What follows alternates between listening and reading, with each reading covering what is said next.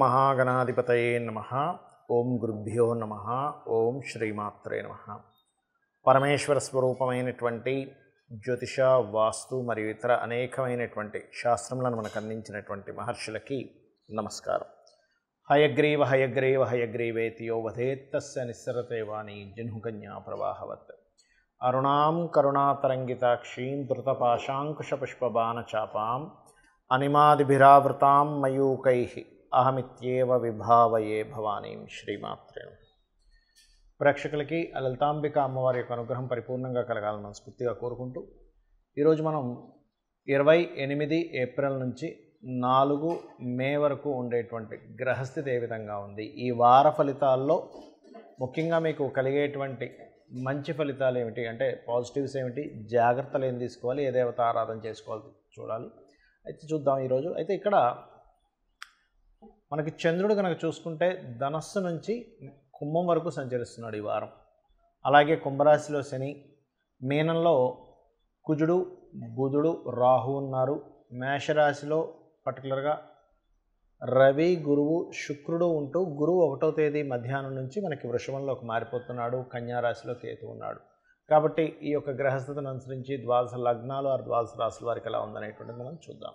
మిథున లగ్నము, మిథున రాశి. మీరు ఈ వారం మొత్తము కూడా మీరు జాగ్రత్త పడవలసింది ఏమిటంటే, ఏదైనా ఒక ప్రాపర్టీ తీసుకునే విషయంలోని, ఉద్యోగ సంబంధించినటువంటి విషయాల్లోని, అధికారికి సంబంధించిన అంటే కొన్ని మేనేజింగ్ రిలేటెడ్ సంబంధించిన విషయాల్లోని, హెల్త్ రిలేటెడ్ సంబంధించిన, అందులో ముఖ్యంగా నర్వ్స్ ఏవైనా కొంచెం ఇబ్బంది పెడుతున్నాయన్నప్పుడు దాని మీద కేర్ తీసుకోండి. తొందరగా హాస్పిటల్కి వెళ్ళి చెకప్ చేయించుకోండి. ఫోన్ మాట్లాడుతూ పొరపాటును కూడా, అంటే ఎవరూ నడపకూడదు, వీరికి మరింత జాగ్రత్తగా ఉండాలి. Because of me 4th lord 4th హౌస్లో కేతు ఉంటూ 4వ స్థాన అధిపతి మీకు 10వ స్థానంలో 6వ అధిపతితో కలిసి ఉన్నాడు. అది కూడా జలరాశుల్లో ఉన్నాడు. కాబట్టి ఏంటి, ఒక్కోసారి ఏమవుతుంటుంది, ఇట్లాంటి టైంలో ఫోన్ బై వాటర్లో పడడం కానీ, వాటర్లో తోడవడం వల్ల మీకు ఈ ఎలక్ట్రానిక్ డివైజెస్ కొంత ఇబ్బంది రావడం కానీ ఇటువంటిది జరుగుతుంది. కాబట్టి ఈ యొక్క విషయంలో కొంత జాగ్రత్తగా ఉండండి. అదేవిధంగా కాస్త మీరు పనిచేస్తున్నటువంటి ప్రదేశంలో ఎవరికైనా అప్పులు ఇచ్చేటువంటి విషయంలో కొంత జాగ్రత్తగా ఉండండి. మీకు రావాల్సిన ధనం ముఖ్యంగా 1వ తేదీ మధ్యాహ్నం లోపల రిటర్న్ తీసుకోండి. 1వ తేదీ మధ్యాహ్నం దాటితే గురువు మారడం వల్ల, వ్యయస్థానంలో గురువు రావడం వల్ల రావాల్సిన ధనం కొంచెం లేట్ అవుతూ ఉంటుంది. అలాగే కొత్త పరిచయాలు, గొప్ప వాళ్ళ యొక్క పరిచయాలు కూడా మీకు ఏర్పడుతూ ఉంటాయి. అందులో ఎటువంటి సందేహం లేదు. మీ యొక్క ప్రయత్నం కూడా సక్సెస్ఫుల్ అవుతుంది. అదేవిధంగా సంతానం కోసం ప్రయత్నం చేసేటువంటి వారికి చాలా బాగుంది. సంతానం యొక్క అభివృద్ధి చాలా మంచి చూడండి. సంతానానికి ఇంకా ఉద్యోగం రావట్లేదు అంటే కొన్ని పాపం వాళ్ళు కష్టపడుతూ, ఒక మిడిల్ క్లాస్ ఫ్యామిలీస్ ఉంటాయి కొంతమందికి, వాళ్ళకి హస్బెండ్ జాబ్ చేస్తూ ఉంటారు. కాకపోతే కొంచెం సంతానం ఎదిగిన తర్వాత వాళ్ళు కూడా జాబ్ చేస్తే, పిల్లలు కూడా జాబ్స్ వస్తే బాగుంటుంది కదా, మాకున్న అప్పులు క్లియర్ అయిపోతాయి, మాకు కొంచెం ఫైనాన్షియల్ సపోర్ట్ ఉంటుందని ఎదురు చూస్తూ ఉంటారు పిల్లలు ఎప్పుడు ఎదుగుతారా. అటువంటి వారికి, మిథున లగ్నం వారు, మిథున రాశి వారికి ఈ కాంబినేషన్ ఇప్పుడున్న గోచారం ఏదైతే ఉందో ఆ యొక్క విషయాలకు చాలా సపోర్ట్ చేస్తుంది. అలాగే కాస్త ఆ ఉద్యోగంలో కొంత ఘర్షణ వాతావరణం ఉంటూ ఉంటుంది. Don't worry. కాస్త సుబ్రహ్మణ్యేశ్వర స్వామి ఆరాధన కానీ, నరసింహస్వామి ఆరాధన కానీ, లేకపోతే శివారాధన కానీ, ఆంజనేయ స్వామి ఆరాధన కానీ చేయండి. ఇబ్బంది అనేటువంటిది ఉండదు. మరియు ఇష్టపడిన వారిని వివాహం చేసుకునేటువంటి ప్రయత్నాలు ఏవైతే ఉన్నాయో 1వ తేదీ మధ్యాహ్నం నుంచి మీకు కాంబినేషన్ చూపిస్తుంది. అలాగే మరొక విషయం ఏంటంటే, ఇక్కడ గమనించుకున్నట్లయితే శని 8వ స్థానాధిపతి భాగ్యస్థానంలో ఉన్నాడు. కాబట్టి మీరు పర్టికులర్గా 3, 4 తేదీలు ఏవైతే పెద్ద మొత్తంలో ధనాన్ని మీరు ట్రాన్స్ఫర్ చేసేటప్పుడు కానీ, ఎవరికైనా పెద్ద మొత్తంలో మనీ రిలేటెడ్ మ్యాటర్స్ సంబంధించినవి, లేదా లాంగ్ జర్నీస్ వెళ్ళేటప్పుడు ఏదైనా కొన్ని వస్తువులు మర్చిపోవడం కానీ ఇట్లాంటివి జరుగుతుంటాయి. కాబట్టి కొంత జాగ్రత్తగా ఉండండి. మరియు మరొక విషయం ఏంటంటే, ఇక్కడ ఈ లాభస్థానంలో రవి ఉన్నందుకు మీకు ప్రమోషన్ రిలేటెడ్ సంబంధించిన విషయాల్లో మాత్రం చాలా బాగుంటుంది. తండ్రి గారి ఇన్వాల్వ్మెంట్ లేదా గవర్నమెంట్ వ్యక్తుల వల్ల, లేనట్లయితే మీ ఊర్లో కావచ్చు, మీ సోషల్గా ఉండేటువంటి వాటిల్లో కావచ్చు, పెద్దవాళ్ళ యొక్క ఇన్వాల్వ్మెంట్ వల్ల మీ యొక్క వివాహ సంబంధించిన లేదా గవర్నమెంట్ జాబ్స్ చేసేటువంటి వారు వీళ్ళ మూలంగా మీకు వివాహ సంబంధించిన ఇవి కుదరడం అనేటువంటి చాలా స్పష్టంగా చూపిస్తుంది. ఇక్కడ చూసుకున్నట్లయితే ప్రధానంగా ఈ యొక్క రాశికి అంటే మీరు చేయవలసిన దేవతా ఆరాధన ఏమిటి అని చెప్పి చూసుకున్నట్లయితే, అమ్మవారి యొక్క ఆరాధన చేసుకోండి. కుజ, బుధ, శుక్ర, కేతు గ్రహాల దగ్గర దీపారాధన చేయండి. అన్ని విధాలు బాగుంటుంది. ఇప్పటి వరకు మనం చెప్పుకున్నటువంటి వార ఫలితాలు ఏవైతే ఉన్నాయో వీటికంటే కూడా అతి ముఖ్యంగా మీరు చూసుకోవాల్సినటువంటిది మీ జన్మజాతక ఫలితాలు. అయితే కొంతమందికి జన్మజాతకం కూడా ఉండదు. అలాంటప్పుడు ఈ వార ఫలితాల్లో ఏ లగ్నం ఫాలో అవ్వాలి, ఏ రాశి ఫాలో అవ్వాలని సతమతం అవుతూ ఉంటారు. ఇక్కడ సింపుల్గా మనకి లలితా సహస్రనామాల్లో ఒక్కొక్క దానికి పర్టికులర్గా ఒక్కొక్క మంత్రం ఇవ్వడం జరిగింది. అంటే ఆ మంత్రం ఆ యొక్క నామం యొక్క శక్తి అంత గొప్పదనమాట. అంటే ఎలా అంటే మనకి చూడండి 12 భావములు ఉంటాయి, మనకి లగ్నం నుంచి 12 స్థానాలు ఉంటాయి. ఉదాహరణకి మీరు ఎదగలేకపోతున్నారు లైఫ్లో, ఏమంటే నేను గుర్తింపు రావట్లేదు, నాకు కెరియర్గా బలంగా లేదు, నాకు ఒక ప్రొటెక్షన్ లేకుండా ఇన్సెక్యూరిటీతో ఉన్నాను, కానీ నాకు జాతకం తెలియదు, ఏం చేయాలో అర్థం కావట్లేదు. ఏమీ సంశయించాల్సిన అవసరం లేదు, భయపడాల్సిన అవసరం లేదు. శ్రీమాత్రే నమః చాలు. లేదండి నాకు ఏదో తెలియని ఒక భయం ఉంది, ప్రతిసారి ఏదో ఇన్సెక్యూరిటీ ఉంది, ఏదో భయపడుతూ ఉన్నాను, ప్రతిసారి ఎప్పుడు ఏదో ఒక పెయిన్ అనుభవిస్తున్నాను. విష్ణు నామాల్లో ఓం మధుసూదనాయ నమః. ఎందుకంటే లగ్నం పాడైతే ఇటువంటి ఫలితాలు వస్తూ ఉంటాయి. అలా కాదండి నాకు ఫైనాన్షియల్గా నాకు ఎదుగుదల లేదు అన్నప్పుడు ధనస్థానాన్ని చూసుకుంటారు సర్వసాధారణంగా. జన్మజాతకం ఉన్నట్లయితే, లేదు నాకు జన్మజాతకం లేదు, చక్కగా లలితహాస్నామాల్లో ఓం సంపత్కరీ సమారూఢ సింధుర వ్రజసేవితాయ నమః లేదా ఓం ధర్మాధార ధనాధ్యక్ష ధనధాన్య వివర్ధనీయ నమః. మీ జన్మజాతకంలో మీరు పాస్ట్ లైఫ్లో చేసిన కర్మ ఏదైతే ఉందో అది కంప్లీట్గా ధన సంబంధించిన ఫలితం ఇవ్వట్లేదు అన్నప్పుడు ఇచ్చేసుకోండి, అద్భుతంగా ఉంటుంది. కొంతమందికి ఏమవుతుందంటే కమ్యూనికేషన్స్ సరిగ్గా లేక రిలేషన్స్తో సరిగ్గా ఉండదు, చాలా ఇబ్బంది పడుతూ ఉంటారు. అది 3వ స్థానం పాడైనందుకు జరుగుతూ ఉంటుంది.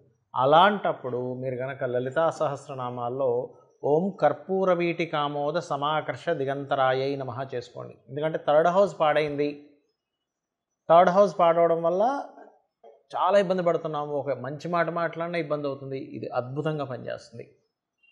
ఇక మరి కొంతమందికి జీవితాంతం మొత్తము ఎంత కష్టపడ్డా సొంత ఇల్లు, సరిగ్గా విద్య లేకపోవడము, సరిగ్గా సొసైటీలో సరైనటువంటిది లేకపోవడం జరుగుతూ ఉంటుంది. అలాంటప్పుడు ఏం చేయాలి? లలితా సహస్రనామాల్లో దీనికి ఏమైనా అద్భుతమైన నామం ఉందా అంటే ఒకటి గుర్తుపెట్టుకోండి. గృహము లేదనుకోండి ఉదాహరణకి, కానీ జాతకం తెలియదు, నాకు జాతకం లేదండి ఎలాగా ఏమిటి అని అనుకుంటున్నారు. సింపుల్గా ఏం లేదు, మీరు సింపుల్గా వదనస్మర మాంగళ్య గృహతోరణ చిల్లికాయే నమః చేసుకోండి, అద్భుతంగా ఉండదు, గృహయోగం కలిగి తీరుతుంది. లేదా మణిద్వీప వర్ణన చేసుకోండి. లేదంటే ఎడ్యుకేషన్ పరంగా మా పిల్లలు చదవట్లేదనో వాళ్ళ జాతకాలు లేవనో, మీకే ఎడ్యుకేషన్ పరంగా చక్కగా లేదనుకుంటే హయగ్రీవ స్తోత్రం చేసుకోండి. లేదు లలితా సహస్రనామాల్లో ఓం శుద్ధ విద్యాంకురాకార ద్విజపంక్తి ద్వయోజ్వలాయ నమః చేసుకోండి, అద్భుతంగా ఉంటుంది. మరి కొంతమందికి వివాహాలు అవ్వవు, ఏమండి వివాహం అవ్వట్లేదు, ఎంత వెతికినా అవ్వట్లేదు, జాతకం తెలియదు, సప్తమ స్థానం ఎలా ఉందో తెలియదు, శుక్రుడు ఎలా ఉన్నాడో తెలియదు, కుజుడు ఎలా ఉన్నాడో తెలియదండి, బాధపడిపోతున్నాం మేము అనుకుంటే ఏమీ బాధపడకండి. అమ్మవారి అనుగ్రహం ఉంటే ఏదైనా సాధ్యమే. దానికి మీరు చేయవలసినటువంటిది సింపుల్గా మీరు చక్కగా మీరు ఓం కామేశబద్ధ మాంగళ్య సూత్ర శోభిత కందరాయై నమః ఒక్క 40 నిమిషాలు చేయండి. చక్కగా ఇంట్లో కిచెన్లో గ్రీన్ బల్బ్ ఒకటి లేదా అక్కడ కొన్ని మొక్కలు పెంచండి, శుక్రస్థానం బాగా బలపడుతుంది. అలాగే మరికొంతమందికి ఏమవుతుందంటే వివాహం అవుతుంది కానీ వివాహ జీవితం బాగోదు. అలాంటప్పుడు శివకామేశ్వరంకస్త శివా స్వాధీన వల్లభాయై నమః చేసుకోండి, అద్భుతమైన రిజల్ట్ వస్తుంది. దానివల్ల ఇద్దరి మధ్య కమ్యూనికేషన్ చాలా చక్కగా పెరుగుతుంది.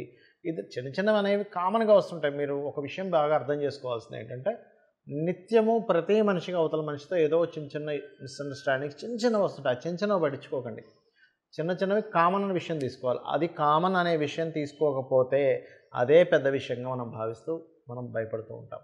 అలాగే లైఫ్లో అప్ అండ్ డౌన్స్ చాలా ఎక్కువైపోయి చాలా బాధ అనుభవిస్తున్నాను, ఎప్పుడు సడన్గా ఏం జరుగుతుందో అర్థం కావట్లేదు, దానివల్ల నేను మెంటల్గా చాలా డిస్టర్బ్ అయిపోతున్నాను అనుకునేటువంటి వారికి ఒకటే గుర్తుపెట్టుకోండి, లలితా సహస్రనామాల్లో ఓం అష్టమీ చంద్ర విభ్రాజ అలికస్థల శోభితాయై నమః. మీకు ఖచ్చితంగా కొన్ని ఆగిపోయిన విషయాలు కావచ్చు, మధ్యలో ఆగిపోతుంది కొంతమంది కొన్ని పనులు, అంటే ఎలాగా ఒక కంపెనీ పెడతారు, లేదా ఒక ఫ్యాక్టరీ పెడతారు, లేకపోతే ఒక బిజినెస్ నడిపిస్తూ ఉంటారు, లేకపోతే ఒక ప్రాజెక్ట్ ఫైనలైజ్ అవ్వాలి. ఈ మంత్రం అద్భుతంగా పనిచేస్తుంది. మరియు మరొక విషయం ఏంటంటే ఇక్కడ కొంతమందికి ఏది ఇన్వెస్ట్మెంట్ చేస్తున్నా ఇబ్బంది అవుతుంది, ఏ ఇన్వెస్ట్మెంట్ చేసినా లాస్ట్లోకి వెళ్ళిపోతుంది అన్నప్పుడు లలితా సహస్రనామాల్లో ఓం సింజారిమణి మంజీర మండిత స్త్రీ పదాంబుజాయై నమః చేసుకోండి, అద్భుతంగా ఉంటుంది, గుర్తుపెట్టుకోండి. అదేవిధంగా విదేశాలకు వెళ్ళాలి, జాతకం లేదు, జాతకం తెలియట్లేదు, అసలు 12వ స్థానం యాక్టివేషన్ అయిందో లేదో తెలియదు, రాహు గురు చంద్రులు కనెక్టివిటీ ఉందో లేదో తెలియదు, అసలు వెళ్ళాలో లేదో అర్థం కావట్లేదు, వెళ్తే బాగుంటుందో లేదో అర్థం కావట్లేదు. అలాంటప్పుడు చక్కగా మీరు డైలీ 2 టైమ్స్ హనుమాన్ చాలీసా చేయండి. 100% మీకు విదేశీ యోగం ఉంది, వెళ్ళగలిగే శక్తి మాత్రం కొంచెం తక్కువగా ఉంది అనుకున్నప్పుడు ఆంజనేయ స్వామి యొక్క అనుగ్రహం కలుగుతుంది. మరియు ఇది క్రోధినామ సంవత్సరం కాబట్టి ఈ యొక్క సంవత్సరం మొత్తం కూడా ఓం మర్కటాయ నమః చేసుకున్నట్లయితే అద్భుతంగా ఉంటుంది. అదేవిధంగా మరి కొంతమందికి సంతానానికి ఇబ్బంది ఉంటుంది, అంటే సంతానం పొందలేకపోతుంటారు. అలాంటి వారు ఓం దిగంబర శ్రీపాదవల్లభ దిగంబరాయ నమః లేదా ఓం శ్రీమాత్రే నమః. లేనట్లయితే ఒక్కోసారి కొంతమంది కోర్టు కేసెస్ వస్తూ ఉంటాయి. అలాంటప్పుడు జయ గురుదత్త శ్రీ గురుదత్త అంటే, ఎందుకంటే సర్వసాధారణంగా సంతానం బాగాలేదంటే పంచమ స్థానం పాడవుతుంది లేదా గురువు పాడవుతాడు. కోర్టు కేసెస్ అవుతున్నాయంటే 7th హౌస్ పాడవుతుంది లేదా 9th హౌస్ పాడవుతుంది. ఇలాగా కొంతమందికి కెరియర్లో ఇబ్బంది ఉంటుంది, అంటే సరైన కెరియర్లో సెటిల్ అవ్వలేకపోతుంటారు. 10th హౌస్ పాడవుతుంది వారికి. శని బాగోడు, అంటే శని బలం ఉండదు. బాగోదంటే శని ఏమి ఇబ్బంది పెట్టడం కాదు, శని బలంగా లేకపోవడం వల్ల ముందుకు వెళ్ళలేకపోతుంటారు. అంటే ఎలా అంటే, ఇప్పుడు చూడండి, కారు మనకి ఏదైనా రిపేర్ అయింది, ఇప్పుడు టైర్లో గాలి లేదు, టైర్ మన మీద కక్ష కట్టలేదు, గాలి లేకపోవడం వల్ల టైర్ సరిగ్గా ఎయిర్ ఫిల్ లేకపోవడం వల్ల కారు ముందుకు సరిగ్గా కదలట్లేదు. అది అర్థం చేసుకోవాలి. ఎంతసేపు ఆ గ్రహం మనల్ని పీడిస్తుంది కాదు, ఆ గ్రహానికి సంబంధించినటువంటి బలం ఏదైతుందో మనం పూర్వజన్మల్లో చేసుకోకపోవడం వల్ల అది వీక్గా ఉంది, అందుకని మనకి దాని నుంచి రిజల్ట్ సరిగ్గా రావట్లేదు. అట్లా అర్థం చేసుకోవాలి ఎప్పుడు ప్లానెట్స్ని. అలాగే కొంతమందికి బిజినెస్లో రాణించదు. అలాంటప్పుడు అయితే ఉద్యోగంలో రాణించినప్పుడు చేసుకోబోయే మంత్రం ఏమిటో చెప్పి దాని గురించి చెప్తాను.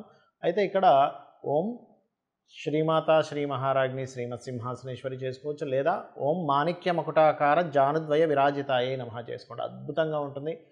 అదేవిధంగా వ్యాపారాల్లో రాణించలేకపోతున్నారు అనుకోండి, అలాంటప్పుడు లాభస్థానం పాడవుతుంది లేదా బుధుడు పాడవుతూ ఉంటాడు. మీకు లాభస్థానము బుధుడు వ్యాపారం ద్వారా ధనయోగ ఇచ్చేటువంటి గ్రహాల యొక్క శక్తి సరిగ్గా లేదు. అలాంటప్పుడు మీరు చేయవలసింది ఏమిటంటే ఓం ఇంద్రగోప పరిక్షిప్త స్మరతోనాభజంగికాయ నమః చేసుకోండి, అద్భుతంగా ఉంటుంది మీకు.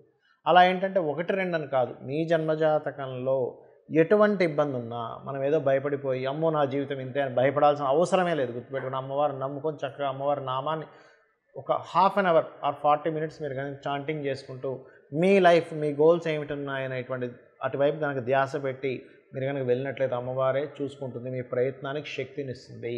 శ్రీమాత్రే నమః.